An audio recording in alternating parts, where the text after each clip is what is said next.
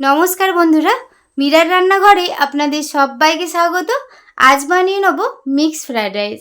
খেতে দারুণ স্বাদের হয়, বানানো একদমই সহজ। চলুন তাহলে পুরো রেসিপিটি দেখার জন্য অনুরোধ রইল। রেসিপিটি বানানোর জন্য প্রথমে গ্যাসের মধ্যে কড়াই বসিয়েছি, দিয়েছি অল্প একটু তেল, দিয়ে দিলাম দুটো ডিম আগে থেকে ফেটিয়ে নিয়েছিলাম, সেটা আমি ওর মধ্যে দিয়ে দিলাম। আপনারা ডিমের পরিমাণটা বাড়িয়ে নিতে পারেন। এবার অল্প একটু লবণ দিয়ে এটা ভাজা করে নেব হালকা করে, যেমন আমরা ভুজিয়া বানাই সেই রকম ছোট ছোট টুকরো করে এটা আমি ভেজে নিচ্ছি। পুরো রেসিপিটি আপনারা দেখতে থাকুন। রেসিপিটা বানানো যেমন সহজ, খেতে দারুণ স্বাদের হয়।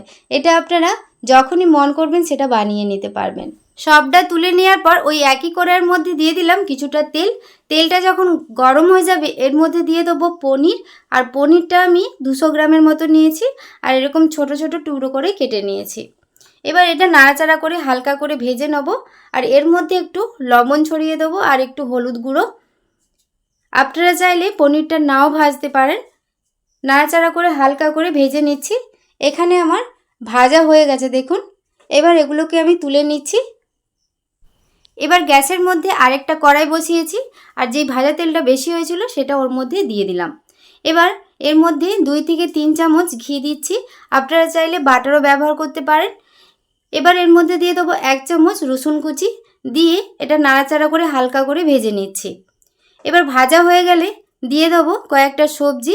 নিয়েছি বরবটি কুচি, ক্যাপসিকাম কুচি, গাজর কুচি, স্বাদ মতো লবণ দিলাম, আর 2টো কাঁচা লঙ্কাকে এভাবে চিড়ে কুচি করে নিয়েছিলাম সেটা দিয়ে দিলাম।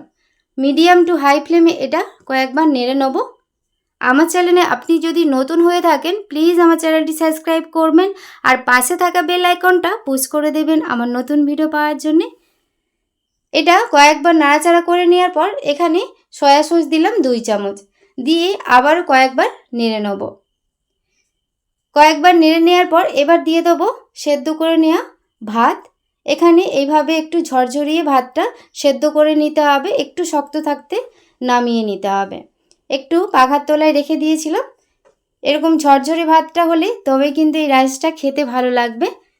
দেওয়ার পর এখানে কিছুটা বাঁধাকপি কুচি দিয়েছি, স্বাদ মতো আর একটু লবণ, এখানে চিনি 1 চামচ দিলাম, আর একটু ঘি দিলাম। দিয়ে মিডিয়াম আঁচে এটা কয়েকবার নাড়াচাড়া করে নেব। আর বাঁধাকপিটা প্রথমে আমি দেইনি সবজির সাথে, কেননা বাঁধাকপিটা বেশি নরম হয়ে গেলে এই রেসিপিটা খেতে ভালো লাগবে না। তার জন্যে একটু বাঁধাকপিটা যেন ক্রাঞ্চি হয় সেইভাবেই বাঁধাকপিটা ওর জন্য লাস্টের দিকেই দিলাম। 2 থেকে 3 মিনিট এটা নাড়াচাড়া করে নেওয়ার পর এর মধ্যে একটু গোলমরিচ গুঁড়ো দিলাম, আর ভেজে নেওয়া ডিম আর পনিরটা দিয়ে দিলাম। আর ভেজে নেওয়া পনিরটা যদি আপনাদের একটু শক্ত লাগে তাহলে ভাজার পর ওই গরম অবস্থায় জলের মধ্যে দিয়ে দেবেন, তাহলে পনিরটা অতটা শক্ত লাগবে না। কয়েকবার আবারও মিডিয়াম আঁচে নেড়ে নিলেই এই রেসিপিটা রেডি। দেখুন কতটা ঝরঝরে হয়েছে। প্রায় 2 থেকে 3 মিনিট এটাকে নাড়াচাড়া করে নেওয়ার পর তারপর গ্যাসের ফ্লেমটা আমি অফ করে দিচ্ছি। ফেসবুক পেজ থেকে যদি আপনারা দেখে থাকেন প্লিজ আমার ফেসবুক পেজটা ফলো করে পাশে থাকবেন। তারপর গ্যাসের ফ্লেমটা অফ করে 10 মিনিটের জন্য চাপা দিয়ে রাখবো, তারপর পরিবেশন করব। এখানে প্লেট সাজিয়ে নিচ্ছি। কতটা ঝরঝরে হয়েছে দেখুন। আজকের এই রেসিপিটি আপনাদের কেমন লাগলো অবশ্যই কমেন্ট করে জানাবেন। আর রেসিপিটি ভালো লেগে থাকলে প্লিজ একটি লাইক, কমেন্ট, শেয়ার করবেন। আর অবশ্যই আপনারা কমেন্ট করে জানাবেন, তবেই কিন্তু আমরা বুঝতে পারবো কেমন লেগেছে আপনাদের রেসিপি।